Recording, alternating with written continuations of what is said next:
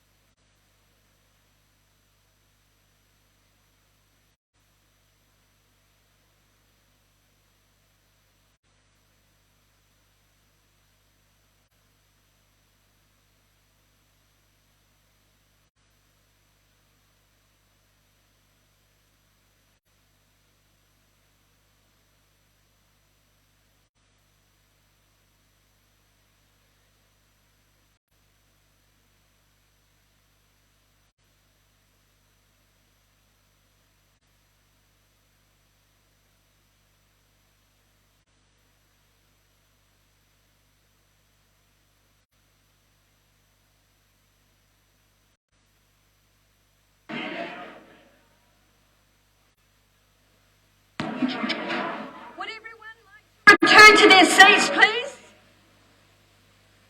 Would you like to return to your seats, please? Is that not working very well? We're now operating. Need to use this. We're on this now.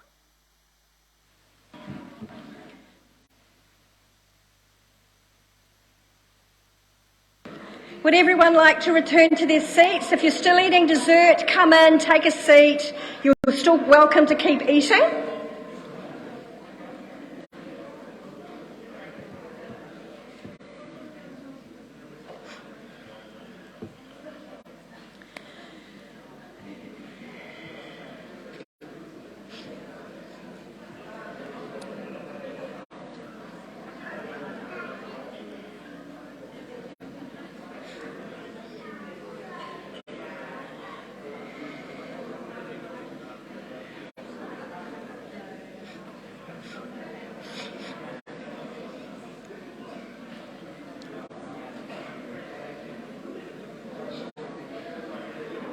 All right, let's get going, shall we? Well, no mai, haere mai, welcome everyone. Welcome to Church of the Saviour's 125th birthday party. And I'm Christine. So I'm Christine, and it's wonderful to see you all here tonight and to join us as we celebrate a very significant milestone in the life of Church of the Saviour, our 125th birthday. So welcome to all our visitors and guests. Welcome to our past and present parishioners. Welcome to Bishop Ross Bay. And one of our previous vicars is here tonight, George Stonehouse. Welcome to you and your wife Janet. Welcome to Paul Collard Scrooby, who is the son of Reverend Collard Scrooby, who was a vicar here in the 1950s. So welcome to you, Paul. It's lovely to have you with us. Welcome to everyone who has travelled near and far to be with us to celebrate tonight. Welcome everyone. It's great to have you with us. It was on the 31st of August 1898 that this church was consecrated by the Archbishop Cowie. And our church has existed on this site for the past 125 years, which is a very long time, don't you think? None of us were alive back in 1898. But 1898 was a great year to build a church. Why, you ask? Well, in 1898, it was very cheap to build a church. It only cost £101. Now, what can you buy with £101 these days? Not much, but back then you could buy a church. Also, in 1898, some rather famous people were born. There was C.S. Lewis, the man who went on to write all the Narnia stories and then many other wonderful Christian books. In 1898, George Gershwin and Golda Meir were born. And besides the church being built, there were some other famous events that happened that year. The Spanish-American War began. Spain declared war on America after they rejected the US's ultimatum to withdraw from Cuba. Also that year, China leased Hong Kong's new territories to the United Kingdom for 99 years. Now, that definitely was a really significant event that we will have all known about a few years ago. In that year, the US president was William McKinley. Now, I've never heard of him, but maybe you have. Queen Victoria was the Queen of England. The Prime Minister of New Zealand was Richard Seddon. The population of New Zealand 125 years ago was only 745,000 people. And Auckland only had about 38,000 people living in it. Times have changed, haven't they? And over the next hour and a half, we're going to share with you some of the history of the church and some interesting stories. We're going to hear some memories and reflections from some previous vicars and some church attendees who have been here for a long time. Plus, there's going to be some other activities for you to be involved in. And we're going to begin by looking at the first 78 years of the church, from 1898 to 1976. And Jackie White is going to share with us about how our church got started. Jackie attended this church for many decades, and she wrote our centennial book on the history of our church back for 1998. And Jackie at the moment is in Europe. She's holidaying in a European summer, so she can't be with us, but she has very kindly pre-recorded a message for us on how our church got started. Let's have a look at that now. Good evening, Church of the Saviour. It's your long-lost historian speaking. And I have been asked to talk to you about why it is that you're sitting where you're sitting this evening. And the answer to that goes back to 1867, because it was in that year that Bishop Selwyn had the foresight to purchase this piece of land in the hope that one day the community of Avondale South, which these days is Blockhouse Bay, would be large enough to have a church of its own. But that was built with the future in mind, or at least it was purchased with the future in mind. And for the next 30 years, the needs of the parishioners within Avondale South were met initially from 1872 onwards from the parish of St Luke's in Mount Albert, and then 84 from St Luke's daughter church, the Church of St Jude's in Avondale. Now this sounded like a really good move forward in terms of the westward march of the Anglican Church in Auckland. However, for people living in Avondale South, it wasn't always practical to get to St Jude's. If the weather was poor, if it was winter, these were rough tracks, as you know, up to Avondale or up to the local fire station. It's a steep walk, it's a long walk. If you're wearing, I don't know, crinolines, or something. And so it wasn't necessarily easy to expect the entire Avondale South Anglican community to turn up at St Jude's on a Sunday morning. And so with this in mind, an interim solution until a church could be built needed to be found. And so Mr Thompson, an Anglican living in Bolton Street, offered his family home as a place for Sunday morning services to be led by lay preachers. And twice a month, Reverend Larkin came from St Luke's parish to lead Holy Communion in Mr Thompson's home. Again, this was only ever intended as an interim solution till a better option could be found.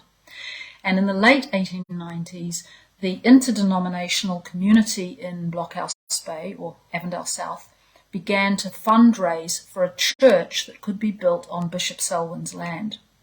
The funds were raised by the Methodists, the Presbyterians and the Anglicans.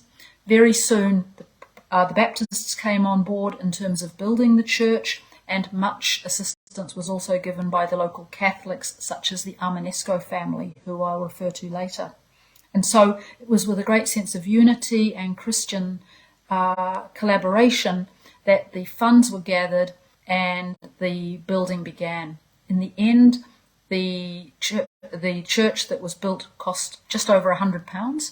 £55 of the £100 was provided through the home parish in the United Kingdom of Reverend Larkin.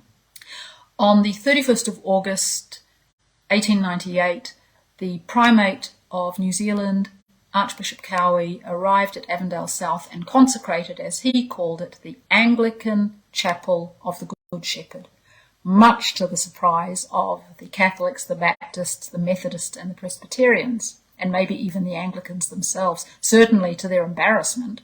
Anyway, it was a sign of the good grace of the other denominations that they recognised the fact that it was Anglican land and that they accepted the designation of this church as an Anglican church. And it remained a focal point for worship in Blockhouse Bay until at least 1903, when the Presbyterians built St Andrew's on Donovan Street, which is of course now the Presbyterian Methodist Church, Iona. During those years, as I say, this was an interdenominational church, the Chapel of the Good Shepherd, which actually was renamed St Saviour's in 1900, and it remained St Saviour's throughout the 20th century. To talk about this interdenominational nature of our church, Mrs. Armanesco, Maria Armanesco, was heavily involved, for example. Now, she was a member of one of the most significant families in Blockhouse Bay at the time. We know the Armanesco homestead up by the library. The Armanescos were very civically minded. They provided their family home as a school for local children, and Mrs. Armanesco was very involved in women's ministries at St Saviour's. She was a provider of flowers from her extremely large garden and was also involved in the roster for the floral decorations, which today is something that is not always considered, but back then it was a real element of the community of the church and the beauty and the glory of those floral arrangements. Anyway, although we had a church, Avondale South still didn't have a priest in charge, and St Saviour's was not a parish, and it continued to be run by lay preachers such as the well-named Charles Chaplin, and the vicar at St Luke's was now visiting once a month. He used to visit twice a month when it was in Mr Thompson's house, but due to the expansive nature of the parish, he was no longer able to do this, because as well as serving his own parish of St Luke's, he had the three daughter churches. He had St Jude's in Avondale, he had St Saviour's in Blockhouse Bay, and he had St Christopher's in Waterview. So, as for St Saviour's, until 1969 we were an offshoot of St Jude's. We had no vestry of our own, but we provided two representatives to the St Jude's vestry, which sounds great, except the reality was that all the focus was on the financing of St Jude's, and very little thought and time was given to what was actually happening in Blockhouse Bay. And from that financial point of view, our commitment for the first 30 years of the 20th century was very much to St Jude's. And in fact, In the 1920s, when they were building a vicarage, there was a rumbling complaint in St Jude's that St Saviour's wasn't pulling its weight and not paying enough money towards the vicarage, and a very pointed letter was written to tell us to up our game. In 1928, they also decided to stipulate how much our tithe should make up the running costs of St Jude's, and the decision was St Saviour's needed to provide 1/7 of the running costs, which was approximately £50, which sounds great, doesn't sound a lot, but to a church that only had £13 in their bank account, £50 was quite a lot to come up with on a regular yearly basis.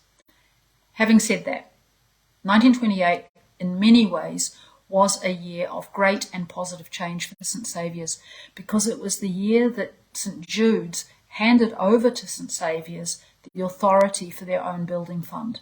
And by giving St Saviour's authority in terms of the way they spent their own money, as opposed to the tithe that they paid to St Jude's, it led to a greater sense of local ownership and local commitment, and a focus on building programs that I'm going to talk about later on this evening.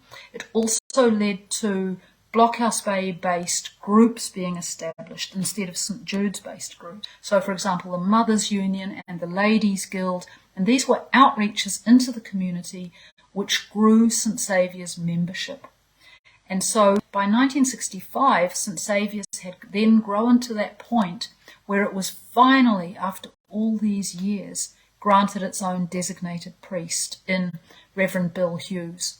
And then in 1966, it was granted mission status, which is that last step before becoming a parish. And in 1969, Blockhouse Bay became a parochial district within the Diocese of Auckland. And we had our first vicar, who was based in Blockhouse Bay as a vicar in his own right, the Reverend Bob Mills. Great story, huh? Okay, I will talk to you again soon.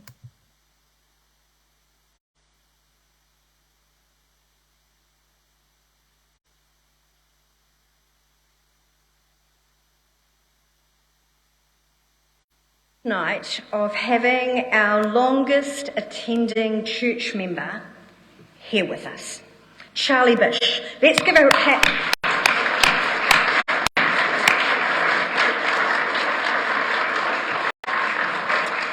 Now, Charlie has been with us for his whole life, and he's now, you're 93 now? Nearly 94. So for 94 years, Charlie has been a member of this church. So nearly the whole 125 years. So we honour you, Charlie, tonight. We honour you as being our most dedicated, long-serving church member of our church. And Pat, would you... Charlie doesn't keep such good health these days, but Pat, who's his wife, who's been here nearly as long, but not quite as long, is going to come and share with us a little bit tonight.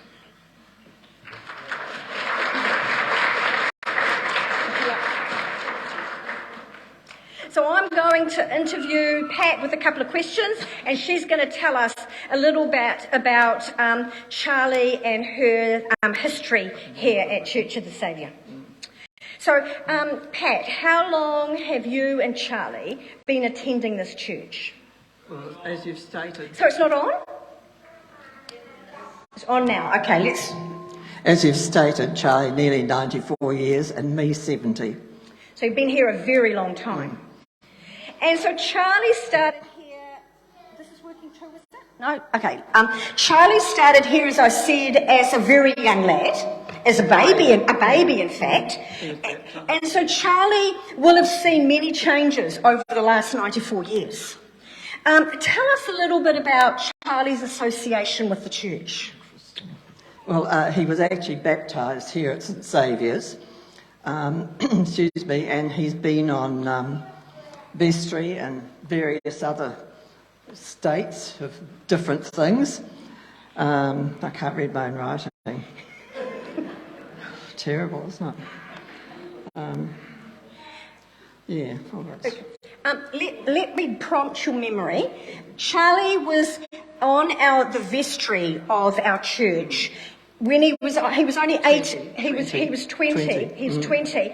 And at that stage, Charlie wasn't allowed to vote because at that stage, anyone under 20 couldn't vote. So Charlie was the vestry member, but he couldn't vote because he was only 20. So he was really dedicated to our church to be a vestry member at 20. So thank you, Charlie, for all your work that you've done with us. So, Pat, can you tell us how you even met Charlie? Well, we used to have inter-parish table tennis matches and dances, etc. So we met through table tennis initially, and then dances at St David's, which was my parish church, which was renowned for dances. And we were also on what was called a central committee of young Anglicans, and we met in at St Matthew's, I think it was, if I remember rightly. Yeah, once a month, and put right the youth of the church, basically, or tried to. Thank you. And could you tell us a little bit, have you got a couple of key memories? You've been here a very long time, 70 years. Would you like to maybe give us a couple of your memories from, key memories for your involvement here? Yeah, okay, yes. Well, initially we lived in Axminster Street, and the first vicarage was actually in Axminster Street too, about 5 doors away. And we had lots of, I can't read my writing, hang on. Need your glasses, probably. Yeah. Had lots of inter-parish things there and parish things at our place.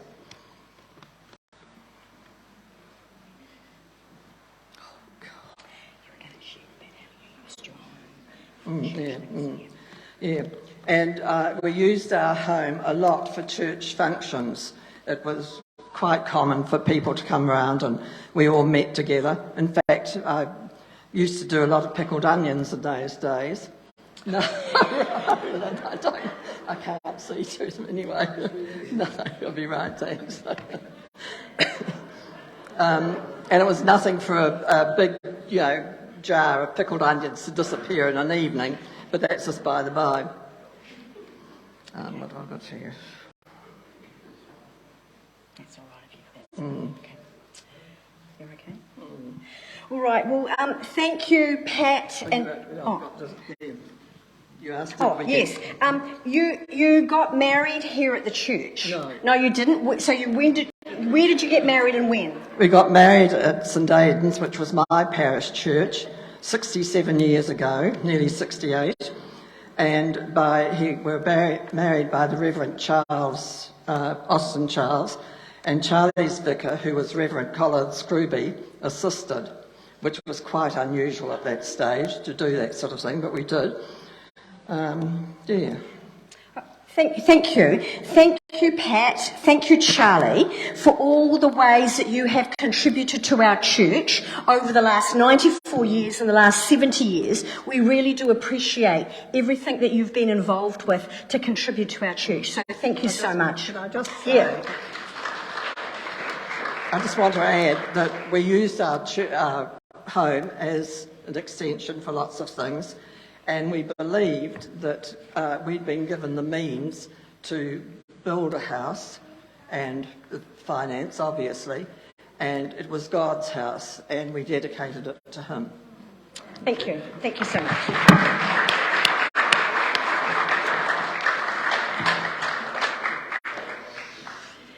Of St Saviour's, St Luke's, and St Jude's reputation in the local area. Now, needless to say, Reverend Jex can't be with us tonight. But we're going to hear about him, and Steve Peters is going to come and share with us a little bit about Reverend Jex.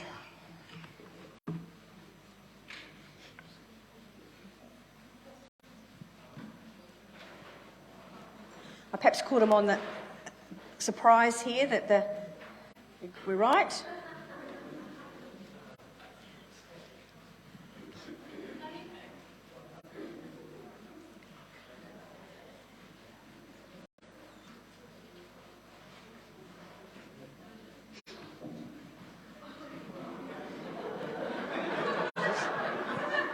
I need to put papers down.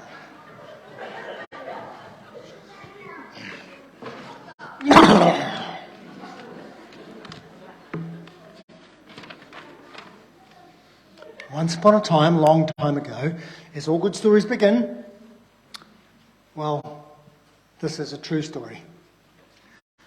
Back in, I can't read your writing.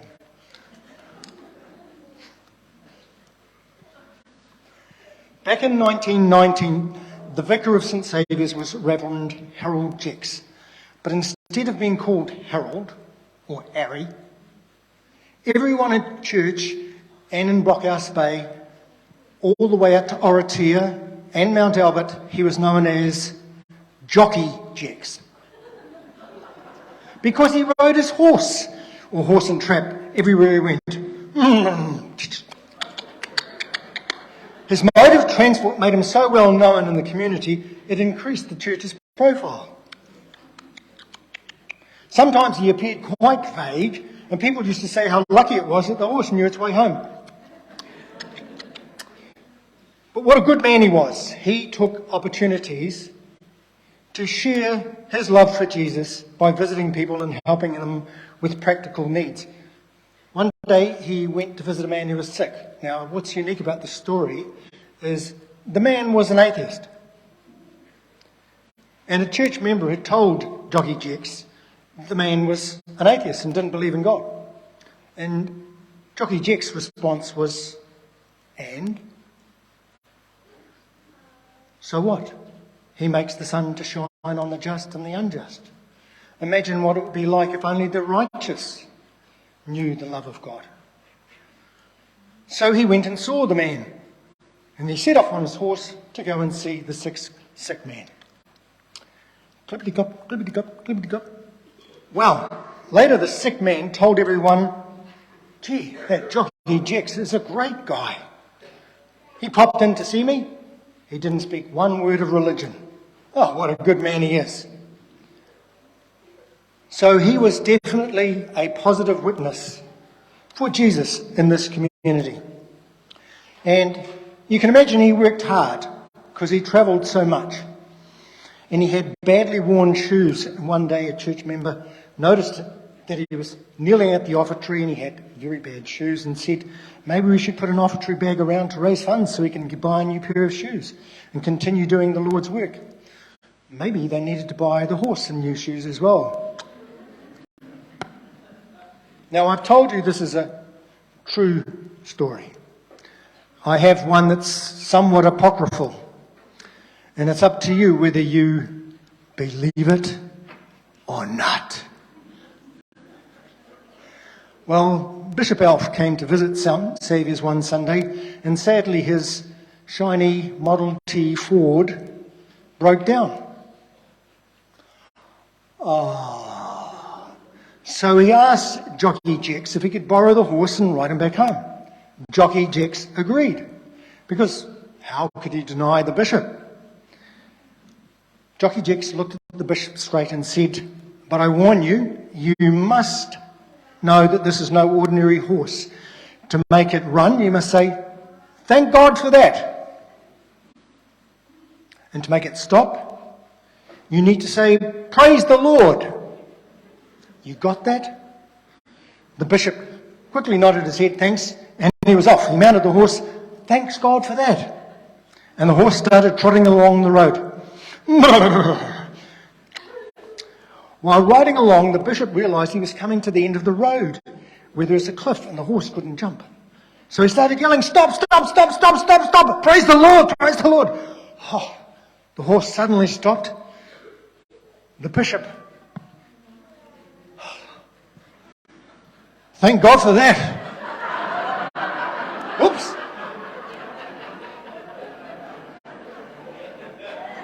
Rumour has it that the next vicar had no horse.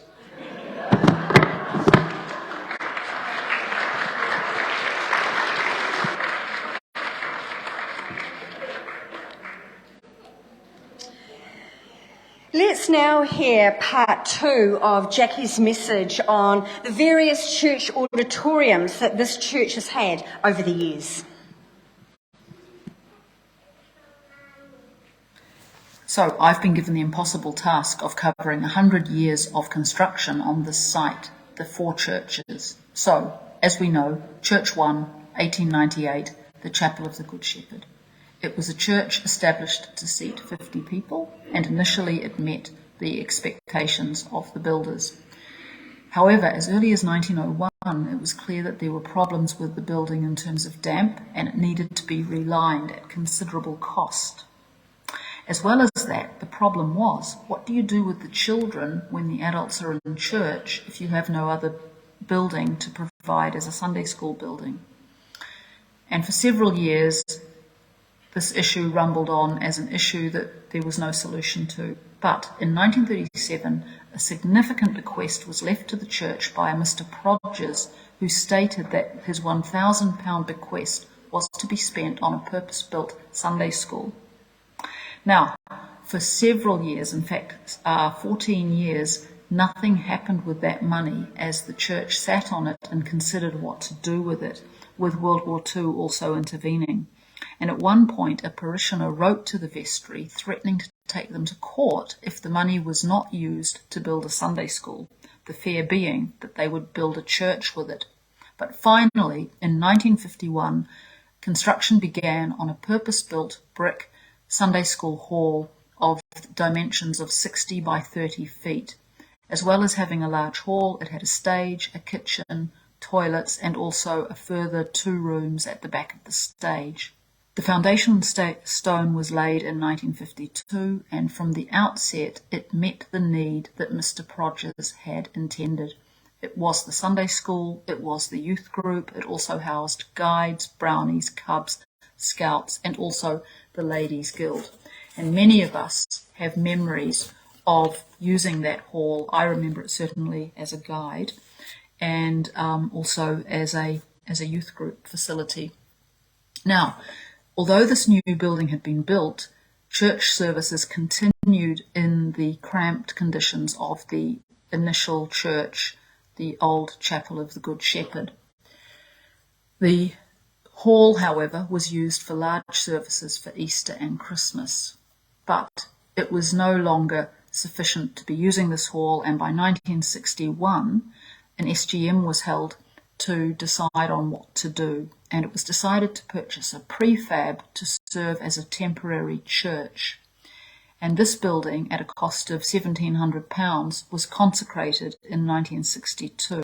At that same time, Doris Wills and Charlie Bish began work to acquire land for a vicarage, and they purchased 28 Exminster Street on behalf of the parish, and also the land at 4 Heafy Street, where, of course, these days one of our ugliest buildings in Blockhouse Bay, the vicarage sits.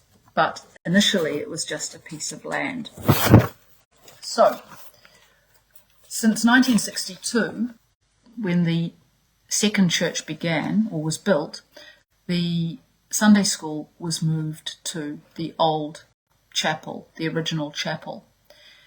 But because of all of the building works and the purchases of land that they'd made over the last few years, the parish was it wasn't a parish, but the church was in significant financial straits. So it was decided in the 70s, as they had become a parish by 69, that what they needed to do was to divest themselves of the historic Chapel of the Good Shepherd. And so an offer was made to Motat, and Motat took them up on their offer, and in 1974 paid $200 to the St Saviour's Building Fund in return for the Chapel of the Good Shepherd.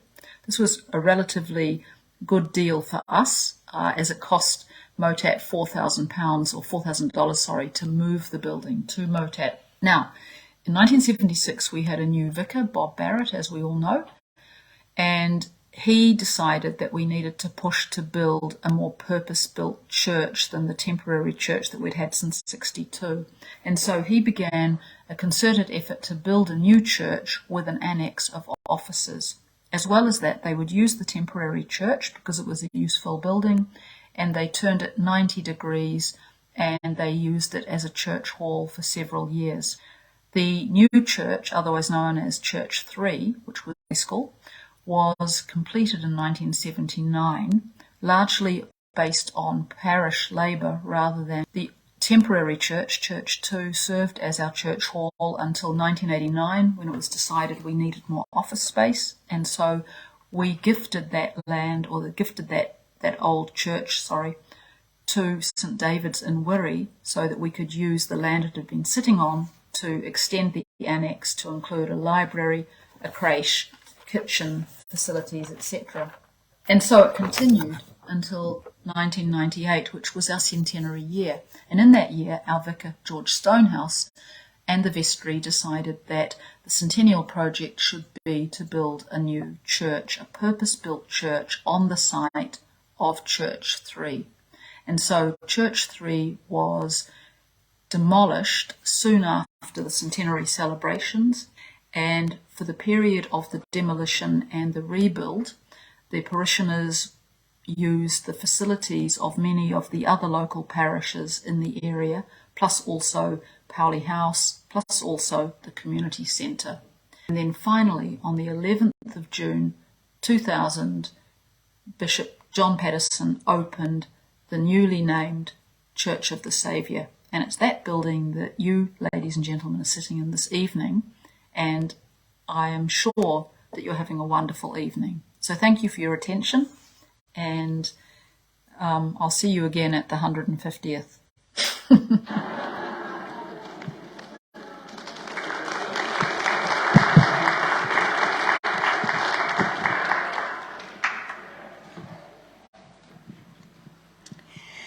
Nolene Savarin is another person who has been here for a very long time.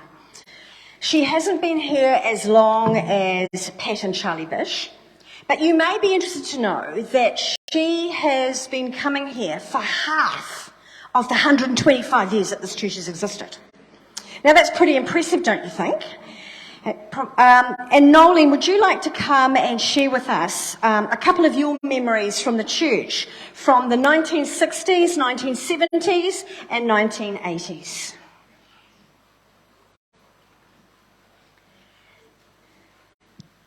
I'm not going to be like Pat. I've put my glasses on. So I've probably given away a little bit about how long you've been attending here, but what year did you start attending this church? Well, Jack and I were married in the November of 1961, and we first came here in December of that year. We came to the little old church, which is now at Motat, and I couldn't get over how small it was.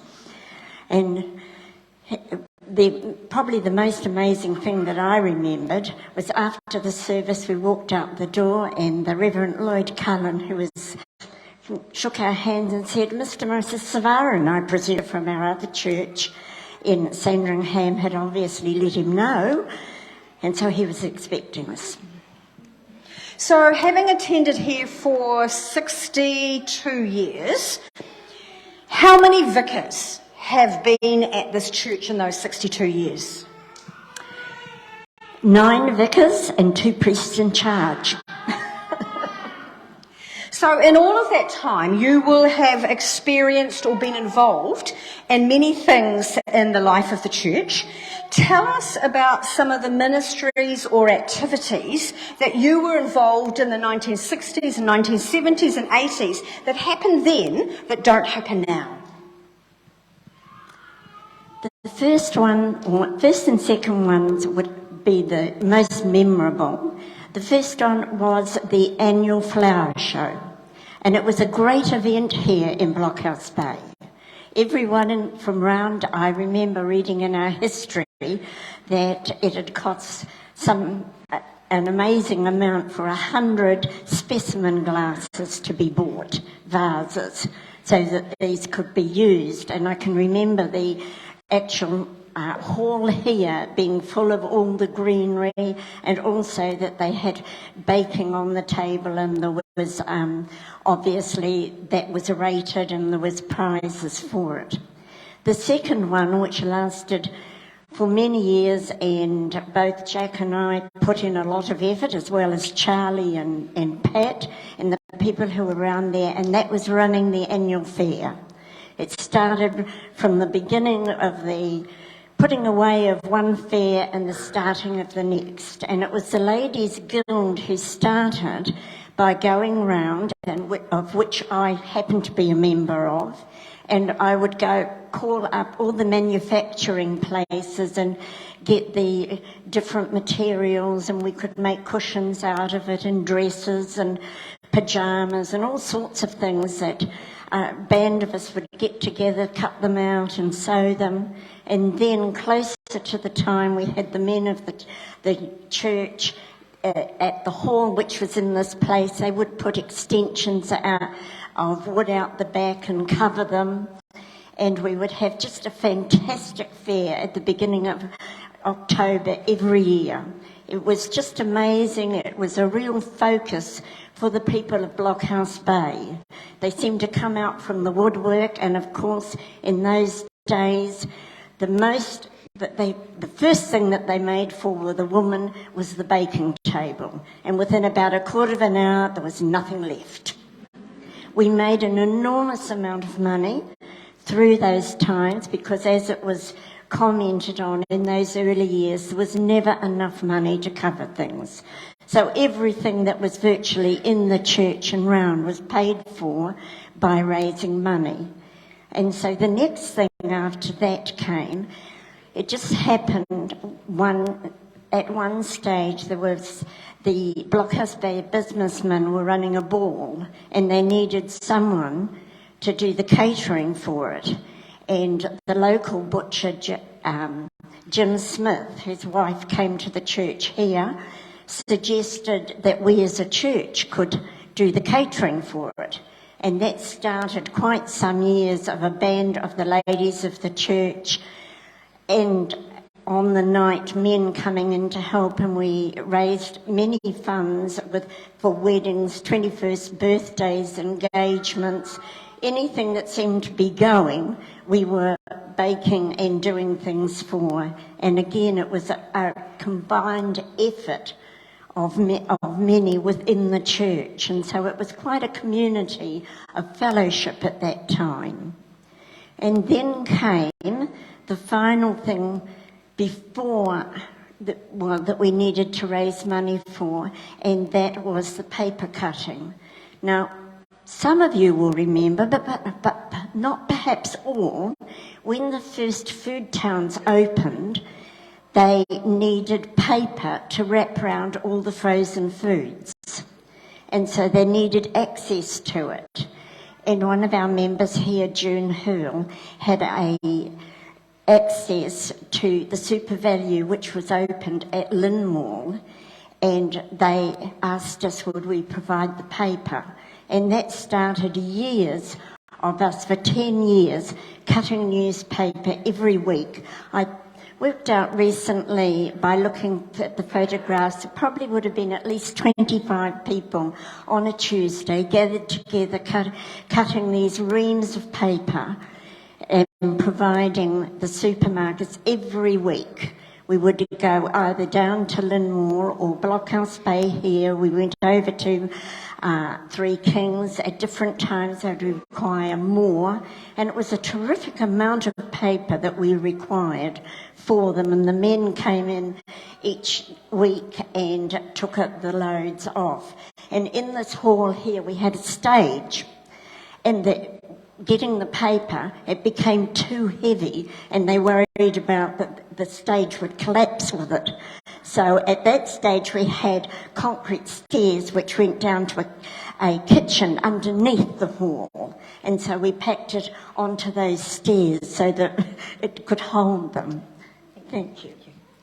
Thank you very much, Nolene, for everything that you have contributed to at Church of the Saviour and St Saviour's for the last 62 years. We really appreciate all that you have done.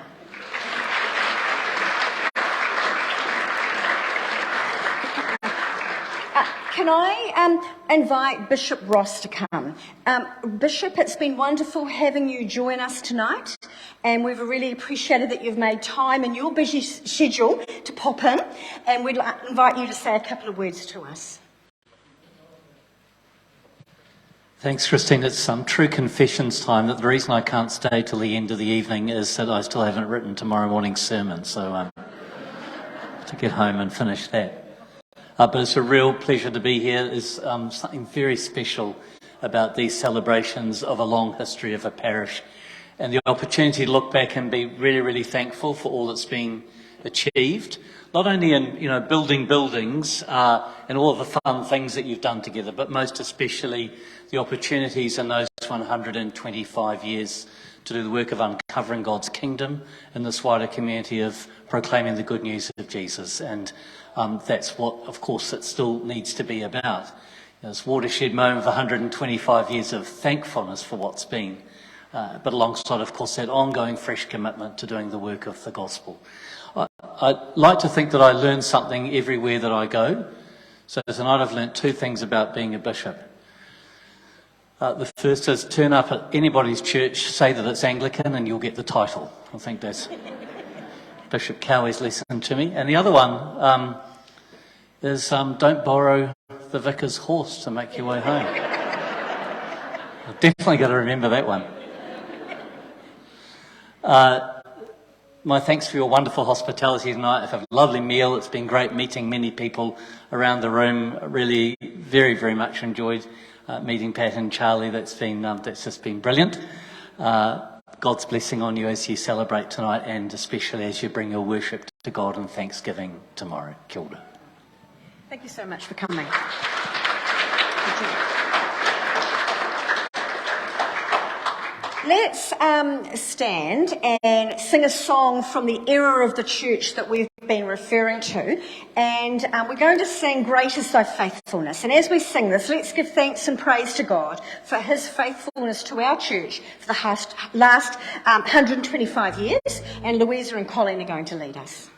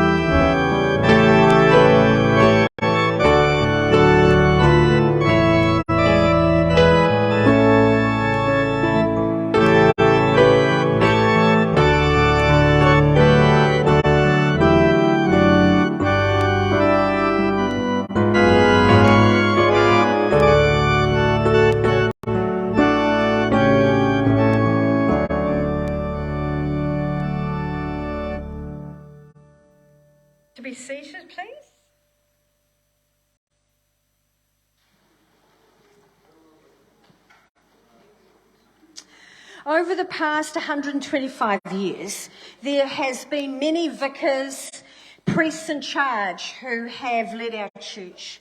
There has also been many curates, assistant priests, non-stipendiary priests, and lay church staff members ministering here. And we want to give thanks to these people for their faithful service. We give thanks to God and to these people for how they have provided leadership, teaching, pastoral care, spiritual encouragement, and support to everyone who has attended our church, whether it's in the past or the present. And over the course of tonight, we're going to hear from some of our past vicars. But before we do that, let's now focus on the period of time of 1976 through to 1998, which takes us up to our centennial year. And in 1976, St Saviour's, as the church was then known as, obtained a new vicar by the name of Bob Barrett. And he was joined by his wife Margaret and their 3 daughters. And Bob's ministry here was very significant. And it was very significant in the history of our church.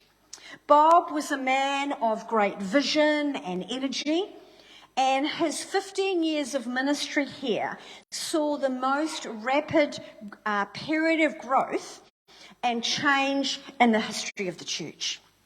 Bob and Margaret now live in Nelson and are unable to be with us tonight because of health issues. But Bob has recorded a video message for us, so let's watch that now. Greetings from Nelson. 125 years of worship, witness and service is certainly something to celebrate. Margaret and I are sorry not to be with you for that celebration.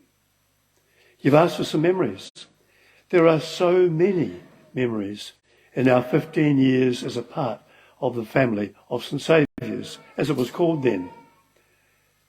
Often people or events pop into our mind, wonderful memories. In 1976 we arrived and we met Enid. Enid had been a part of the church for many years. She'd been converted at a Billy Graham rally, and then she'd learnt that she should pray for her church, so she did. By the 80s, she commented that her prayers were being answered, but not in the way that she imagined. So she was shocked. This wasn't what she thought would happen. Many of us felt that same shock. We hadn't imagined what would happen. I didn't set out to grow a church. I didn't know what that meant. I just expected more people to come to worship and tried to provide worship they would want to come back to. Like Enid, I found my first overarching set of memories. Shock, surprise. We never imagined what would happen. A second overarching set of memories were around the people, especially the teams, who under God's leading enabled St Saviour's to grow. It was delight to work alongside so many teams. As they dovetailed their work together, they enabled St Saviour's to be what it was. Over the years, there were many wonderful staff teams, people who brought their gifts and their abilities and worked in this church in a whole variety of essential roles. But just as vital were the non-staff teams. For example, the worship leading teams of singers, musicians and leaders, pastoral care teams, trained hospital visiting teams, kitchen teams, women's special events teams, prayer teams, worship support teams of ushers, greeters and sound experts, preaching teams, healing and healing pre-ministry teams. and vital for fellowship, for pastoral care and discipling were the special home group leadership teams. So a second overarching set of memories are huge. All those teams and the people and all the information they required and the training that they were given. A third set of overarching memories was captured by another lady who'd been a part of the parish when we arrived.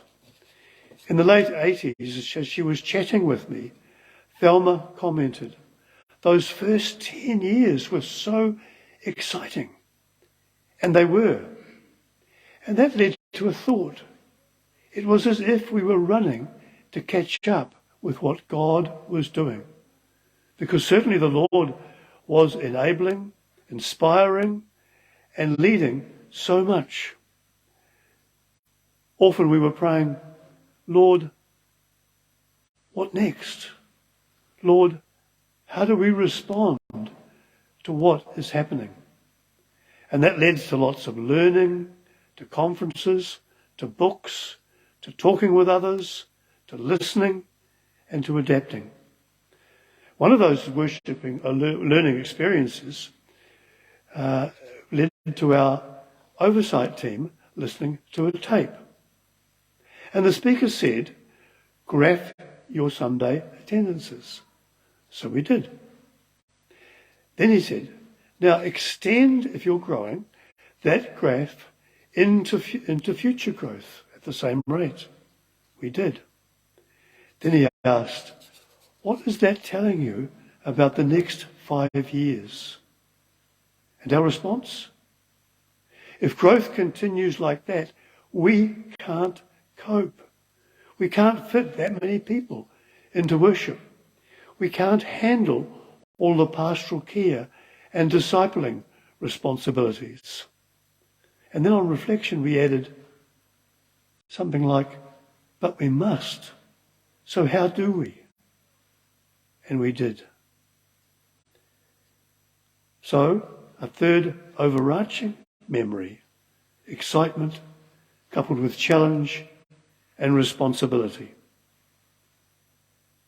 Our 15 years at Blockhouse Bay led to wonderful experiences for us. We thank the Lord for the privilege of being a part of the St. Saviour's family. Enjoy your celebration.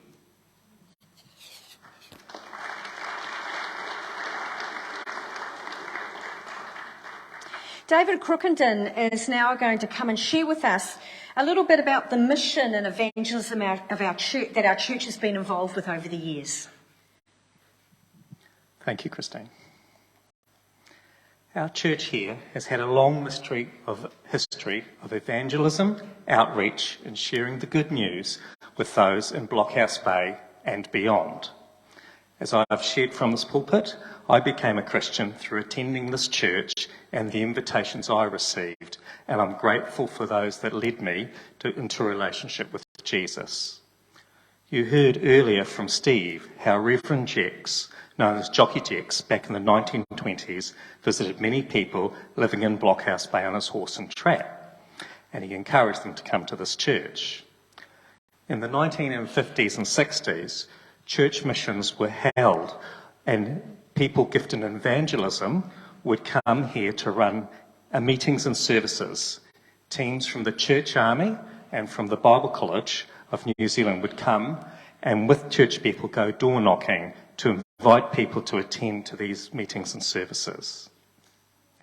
In the 60s and 70s, both Reverend Lloyd Cullen and Reverend Bob Mills, with their missionary zeal, sought to visit as many people as they could in Blockhouse Bay, sharing the good news and encouraging people to come to church.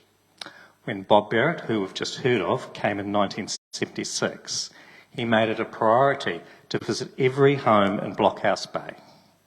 Before he came, the church had dwindled in its numbers, but Bob turned that around, and in his first year he visited at least 400 homes and persuaded many of them to come and join us here at St. Saviour's.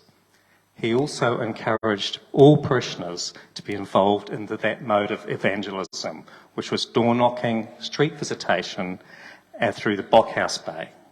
Through Bob's ministry and with those at the church grew from a few members to having between 300 and 400.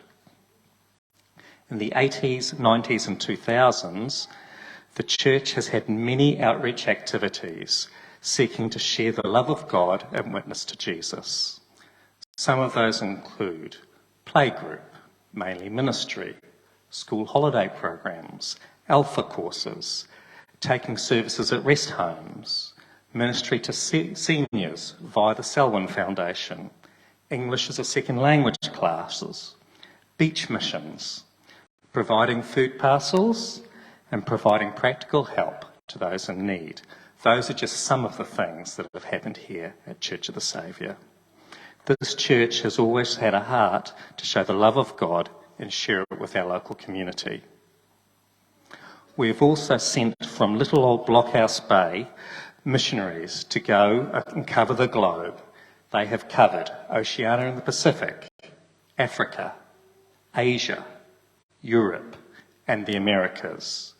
Every continent apart from Antarctica. But if anyone has gone and shared the good news in Antarctica, can you let us know? Because we don't know about it. I give thanks to the people of this church who over many years, well 125 to be exact, have taken the opportunity to share the faith in Jesus, to show the love of God to our community and our city. May our church continue to do that and to see many more people come and know Jesus. Thank you for your time.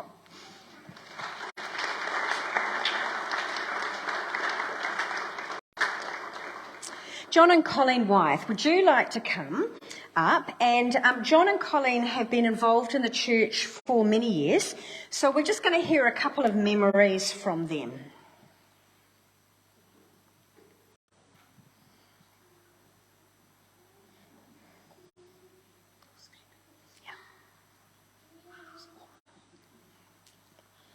So John and Colleen, how long have you been attending Church of the Saviour? I think I started coming about 1973. Yeah, before John and I got met and married.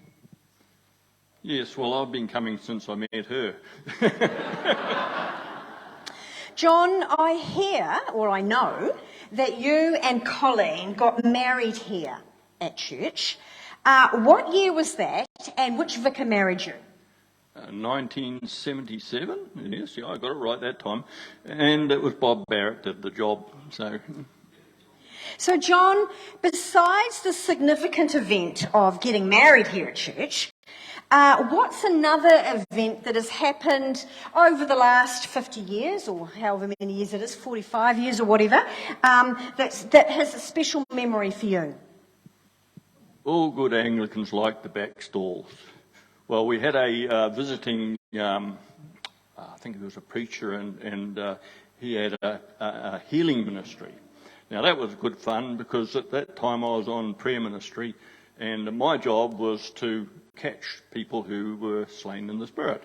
Now, that was very nice, but that meant you had to sit in the front stalls. Now, the front stalls had no people in them, not a soul. So this visiting preacher looked at us and said, the front stalls look strange when you're looking up to the roof. It was very, very nice, but the catcher didn't get caught. So, Colleen, you've been the church organist, you've been a piano player, you've been the leader of the Sunday morning music group for many years. How did you get involved with this ministry, and what's it been like? Okay. I got involved actually because the organist at the time, Gwen Annan, was going on holiday and there was nobody to play the organ. So Bob Barrett at the time knew that I had a home organ, so he asked if I would play, and I said no, I couldn't. And he said, well, you can choose whatever songs that you like. So, okay, I was all right with that. So we had Onward Christian Soldiers and Stand Up for Jesus. And so that was my first experience of playing the organ in church. And you've been a music group leader for many years. How's that been? Or how did you get involved in that? Well, again, it was because somebody left. Yeah, because when I first started, you hear what Bob said about how the church grew and the music groups grew, and we swapped from people that would come in at, people that would come in at 9 o'clock, then went to evening, and so you then had guitars and music, and I was still playing on the organ, but then we had keyboard in the morning as well. And one time the keyboard person had cut her hand and couldn't play, so I had to play for the service, which freaked me out. But that got me on playing keyboard in the service, so I could then do organ and keyboard. And over the years with different vicars, depending on how the service changed, I sort of was switching from organ if I played at this service, or keyboard if I played at that service. And so it's sort of been in and out. The sad thing is that Colleen has never learned to play the guitar or the drums. But thank you, John and Colleen, very much for your contribution to our church over all these years. We've really appreciated it. And thank you to all the other musicians of the church who have contributed to the music ministry of the church. We've really appreciated what you have done as well. Thank you. Thank you.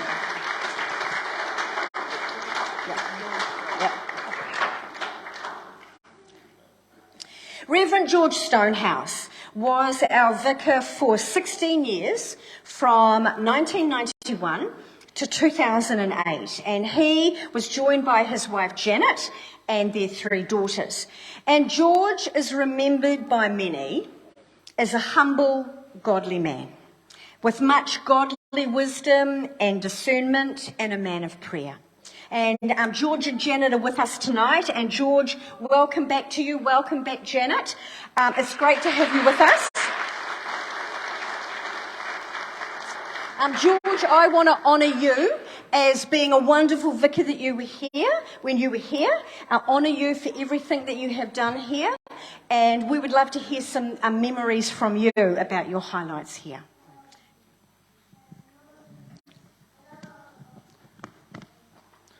No one ever disobey Christine when she asks you to do a job.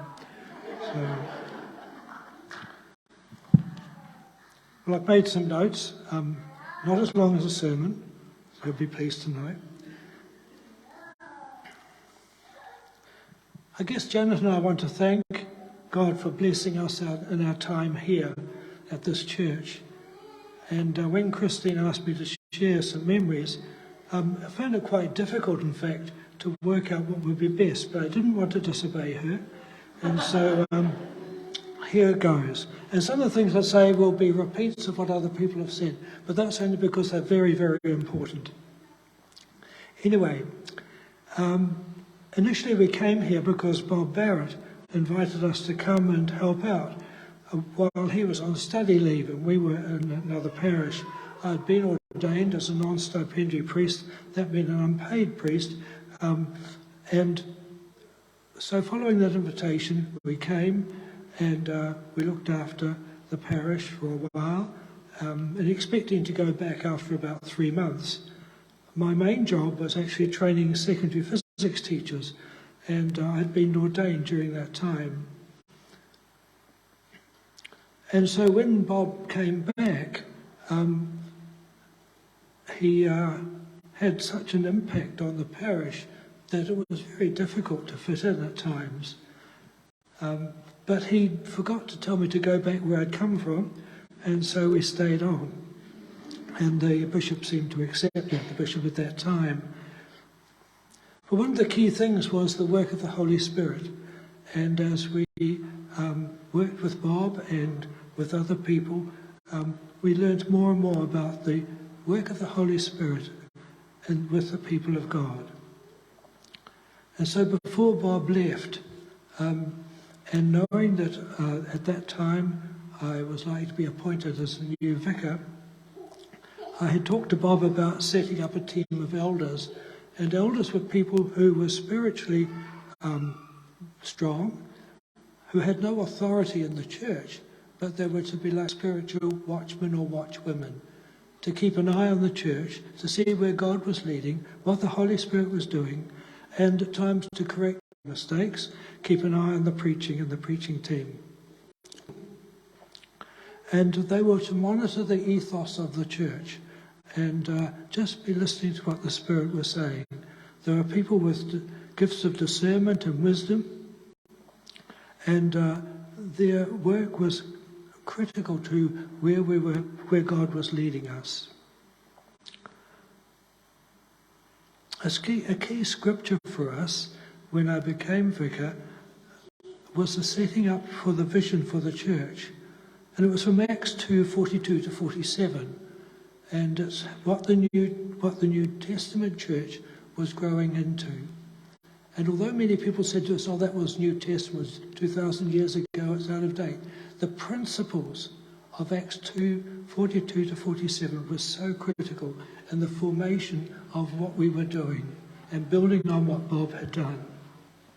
And so we found that really helpful. It was the character of the church that followed Pentecost, and that's where I believe God was leading us and calling us to follow biblical principles. So preaching of the scriptures was key for much of what we did, and then living them out. The impact of the Holy Spirit was a significant factor in the development of parish ministries. And through our links with New Wine and their teaching and their speakers that came out, who we had stay with us quite often, we were able to get them to bring fresh teaching into the church, a freshness of the Spirit, which it caused many people to reevaluate their faith, many people to rethink where was God in their lives. And so that was a real blessing. We also had a strong mission-oriented group. In fact, that became an essential feature of the church. We were to be a mission church, as David had pointed out, for both local and overseas mission. And as David had mentioned, we had mission partners in Africa to Peru, from Micronesia to Central Asia, from Nepal to Southeast Asia, and we've had people on land with YWAM and at sea with mercy ships. There was just that hum of people out sharing the gospel. And some of you who are here tonight were among those people who spent time on the mission field. And that I'm really pleased to see that you're still here and you're still concerned about mission and outreach. As a church family, we were blessed in many ways, and I believe we blessed the people of Blockhouse Bay. And we did it through some of the things you've heard about already, the school holiday programs, the Bible in Schools programs, the courses, and of course with LoveLink, reaching out to people in need in the community.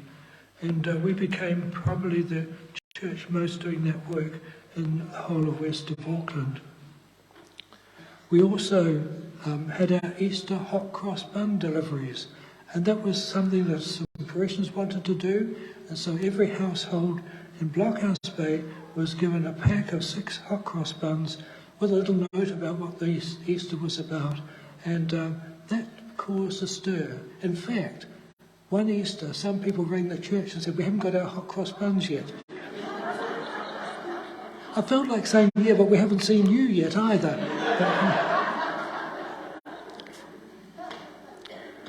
But our key thing was to call people, to get people to come to know Jesus. And that was the aim of all our work in that area. When this building was built, we faced a dilemma. We had no building to worship in. And so we had 4 services on a Sunday. So the first service, we went to Pauli Chapel. The second service, we went to the community church. The pastor there has said, I'll invite you to come to our church. We'll change the time of our service and make it later so that you come and have your service first. And then instead of having our 11 o'clock service here, we joined his service there, and we also had a youth service at night, which they hadn't had. And it was amazing cooperation with the community church and also with the Baptist church. Churches working together had an impact on Blockhouse Bay, and we really felt that. And it caused all the churches to grow. We had that same passion for ministry from all ages, and you've heard about some of that. I can see Christine looking at her watch, but just about. George was always a long preacher.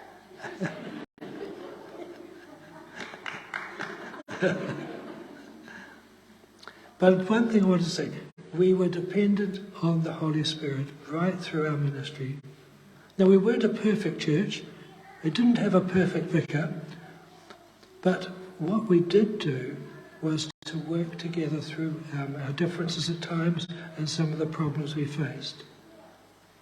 We had our moments, we had our critics, we had our failures, we had our doctrine perfectionists, we had our political activists, we had extreme Pentecostals, we had experts on how I should run the church who kept telling me quite often. Many of those were other vicars, by the way, with much smaller churches. And some people threatened to leave if we didn't do things the way they wanted. But the key thing is we held together. We had people with some mental health problems. We had our eccentrics. We had our people with criminal records. But by God's grace, we were all able to share the message of Jesus and his death on the cross. I'll just share one story. One night when I was preaching, here, a policeman came to the door and he said, "Is there a George here?" And I said, "Yes, I'm here." Thinking, what am I guilty of? He said, "There's a lady in her nightgown in the bus stop with a big teddy bear and she wants George to go and see her." Fortunately, Wynne saved the day for me and went. Well, I haven't named people, and that was quite deliberate because I'd miss out the right people. But I want to thank Janet for her total support all the way through. And there was one other person who was very helpful. I can't name her because I've broken my own rules. But she was Bob's PA, then she was my PA, and then she was still PA for the next vicar when she came. You can work out who that might be.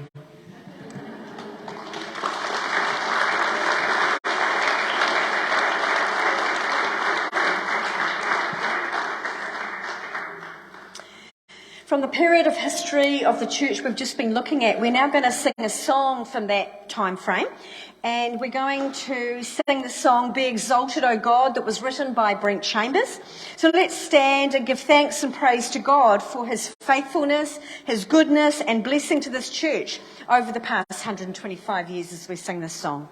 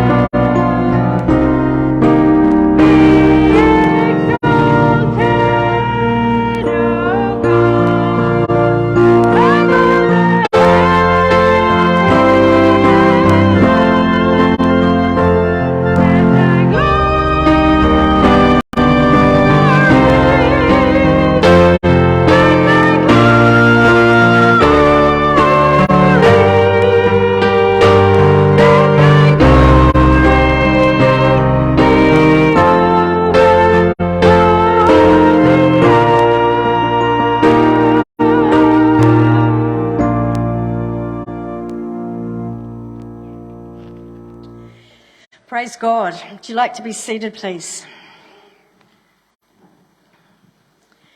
I'd like us now to focus on the last 25 years from our centennial in 1998 to today, 2023.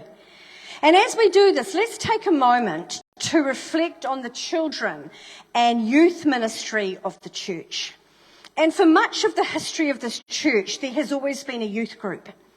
We saw a photo back then of Warwick Henshaw when he was in the youth group of St Saviour's and St Jude's all those years ago, back in the 1960s.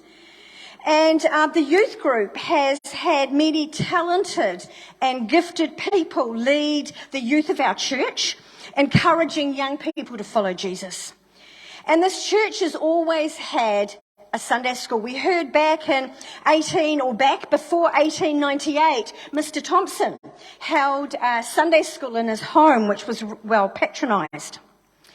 But we didn't have a Sunday school in the early 1970s when the Reverend Brian Drake was the vicar, because Sunday school, it wasn't a Sunday school, it met after school on a Wednesday, and it was called God's Wednesday School. And it was very popular, with up to 100 children attending every week. But over the past 125 years, there has literally been thousands of children and young people in our local community have had the opportunity, through the ministry of this church, to hear that God loves them and to hear the good news of Jesus, and to come to faith in him.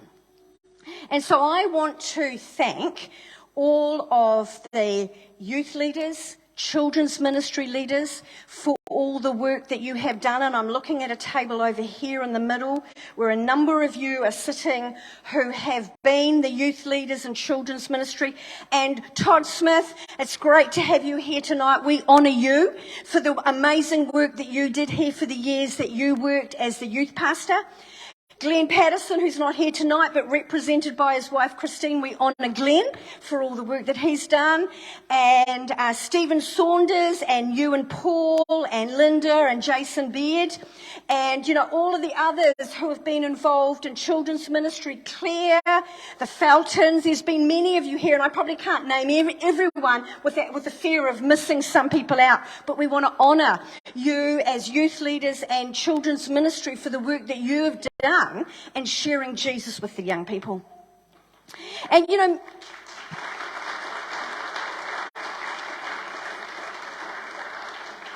many years ago, when I was a lot younger than I am now, I was a Sunday school teacher here at church.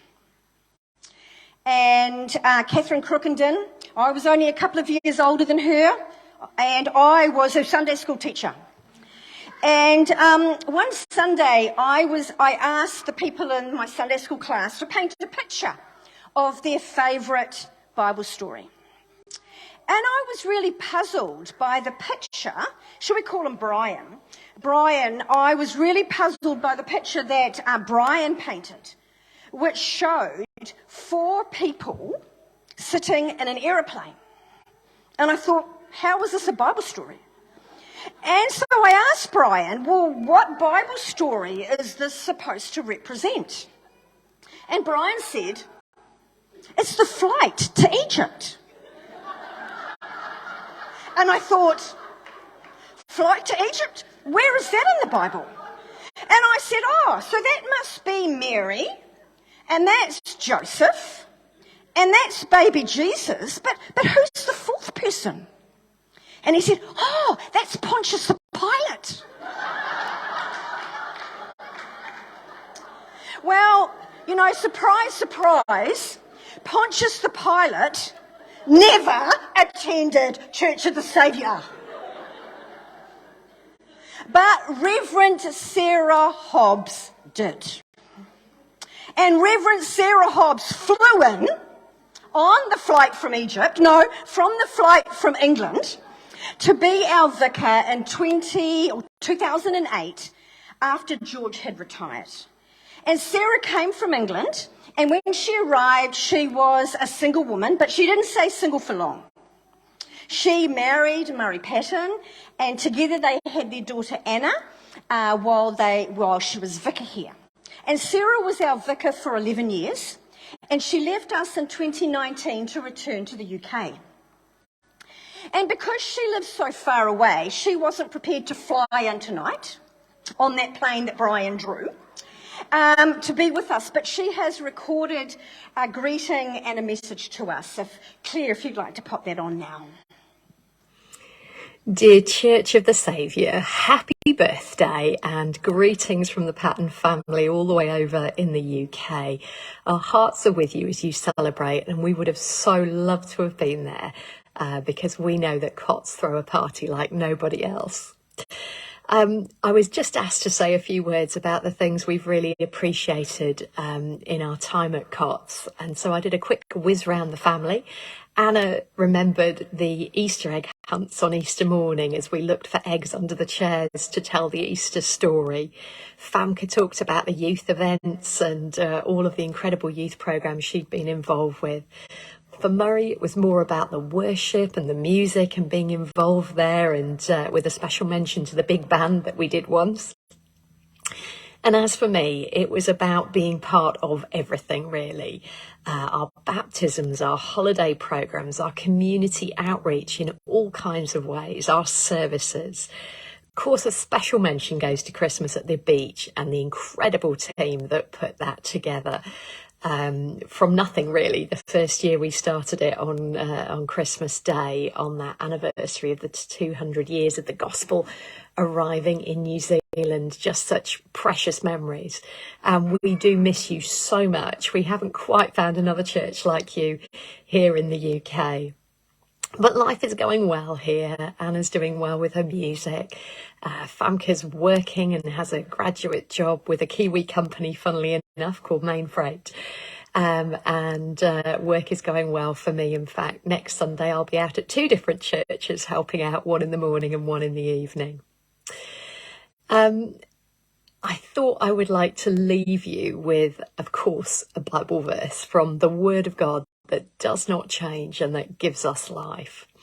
This is from Romans 15, verse 13. May the God of hope fill you all with all joy and peace as you trust in him, so that you may overflow with hope by the power of the Holy Spirit. And I wanted to leave that with you because I hope that you are a community who overflows with the hope of Jesus still, who has that joy in sharing Jesus with the people around you in Blockhouse Bay and beyond. I hope you never lose that, and also know that that hope doesn't overflow on its own. It's through the power of the Holy Spirit working in you and through you. And so the more you open to God and the more you allow his Holy Spirit in your lives, his presence in your lives, the more hope and joy and peace you will have to overflow to others. And that is really my prayer for COTS, that you will continue to be a people who share the love of Jesus and who support each other in love and hope as you grow together. God bless you. We miss you.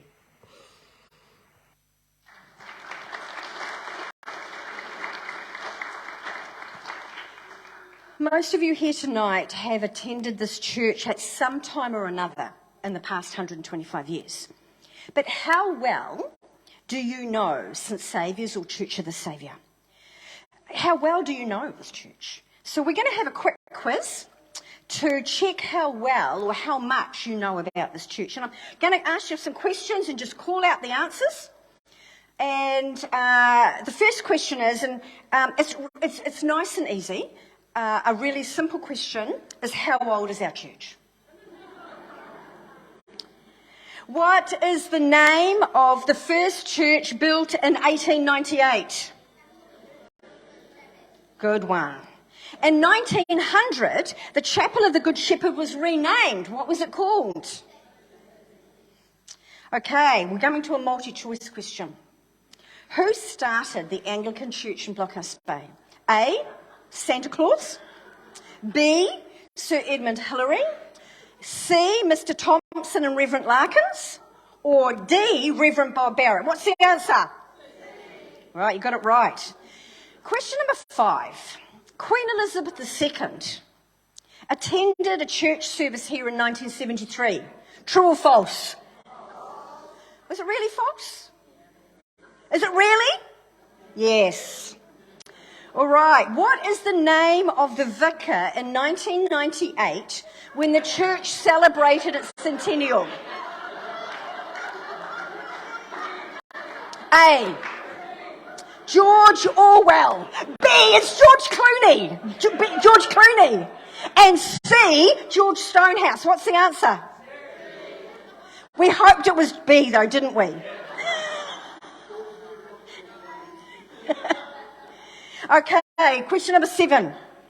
The church was renamed again in May 2000. What was it called? Yes. Question 8. Where did the youth group run a summer beach mission?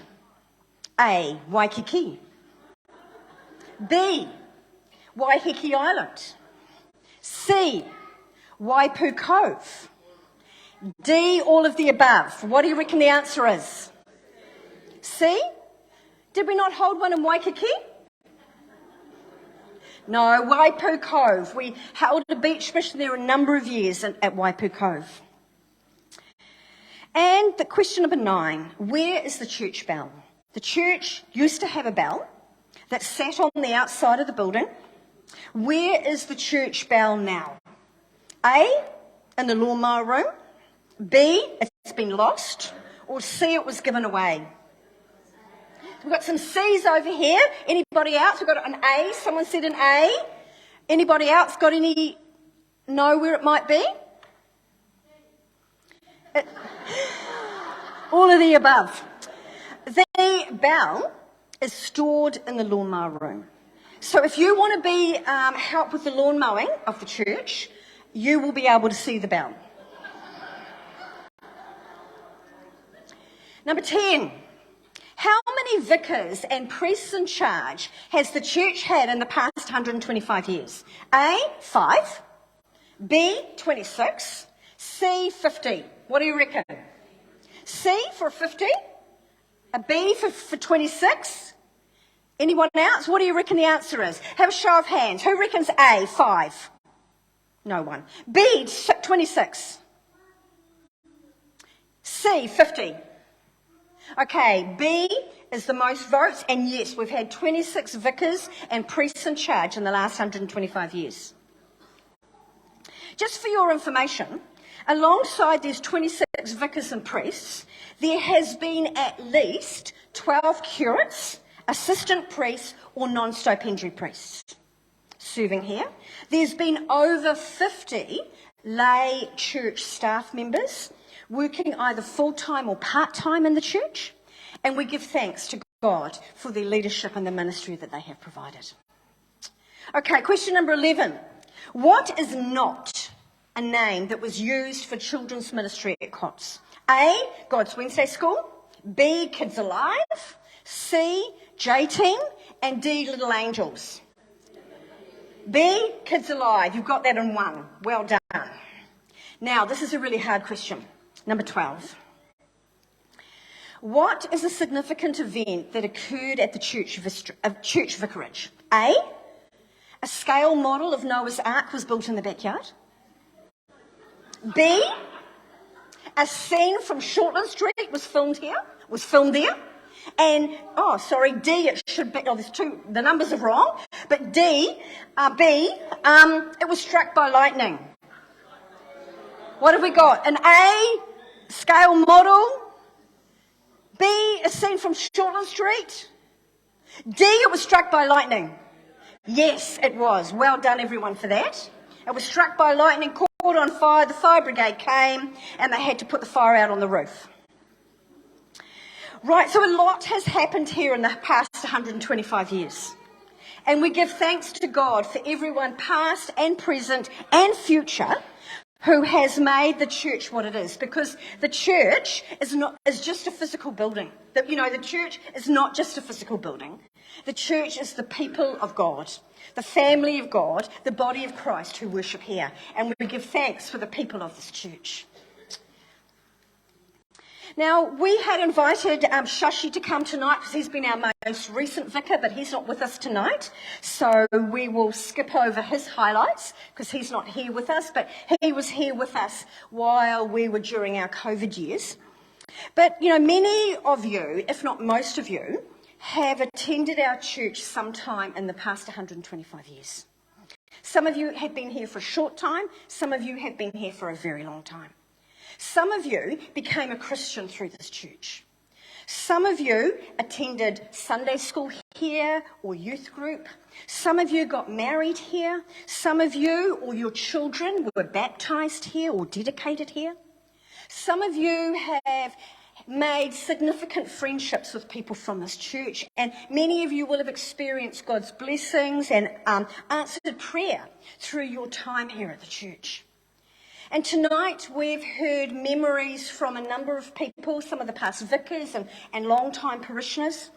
And you too will have many of your own memories from your time here at the church. And so I want to give you a little bit of time to share your memories. And so with the people around your table, how about you all can share maybe one thing each that you have a memory from your time here at the church. Keep it short because we've only got about 5 minutes. We're already running over time. So I'll give you 5 minutes for the people at your table to maybe, you know, share a memory or two that you have had from your time here at Church of the Saviour.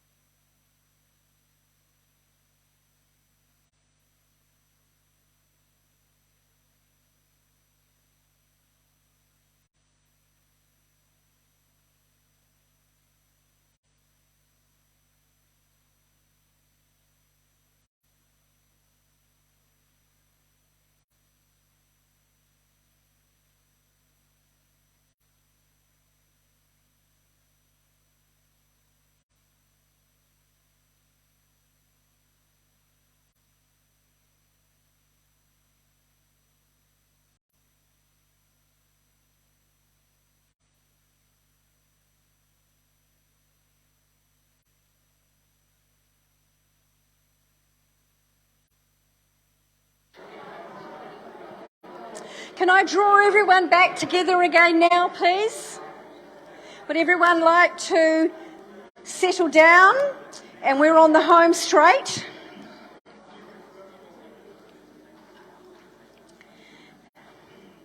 This church, for much of its history, has had a very strong focus on lay ministry, with everyone being encouraged to use their spiritual gifts and abilities to serve God and others, rather than leaving it all for the vicar to do. And consequently, over the past 125 years, there's literally been thousands of people volunteering to serve God and this community of faith through the mission and ministry of this church. And some of you here tonight, as past members of our church, you are past members of our church, but nonetheless, you have contributed in a significant way to our church. And I want to honour everyone, past and present, you know, those who are seen and unseen, who have tirelessly given to our church at some time over the past 125 years.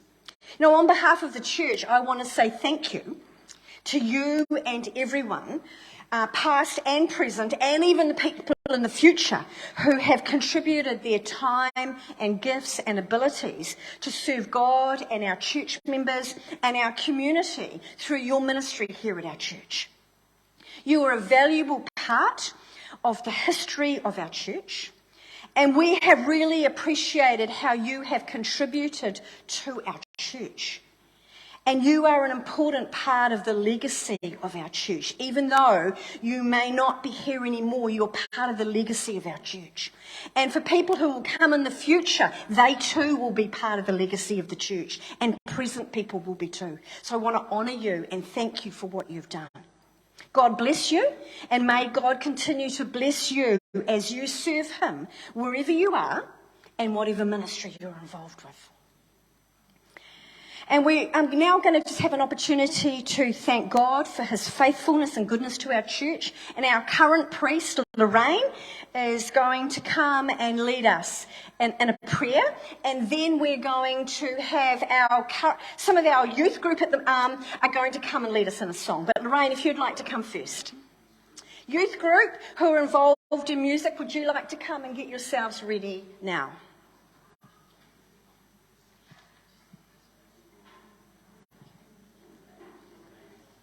How lovely, what a joy it is to be with you tonight. I know we're running out of time, but when we were asked to share our memories, Peter and I have had an association with church for a long time. We lived in the area, we lived in New Windsor, but Peter was on the staff of St Paul's and Simon Street, and so we used to come and visit here off and on.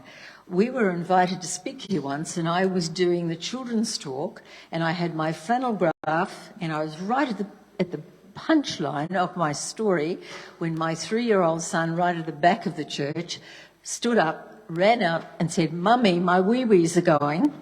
And so, at which point my flannel graph story fell on the ground and that was the end of that. So that's our association of that. But it's lovely to be with you, and it's lovely to celebrate tonight.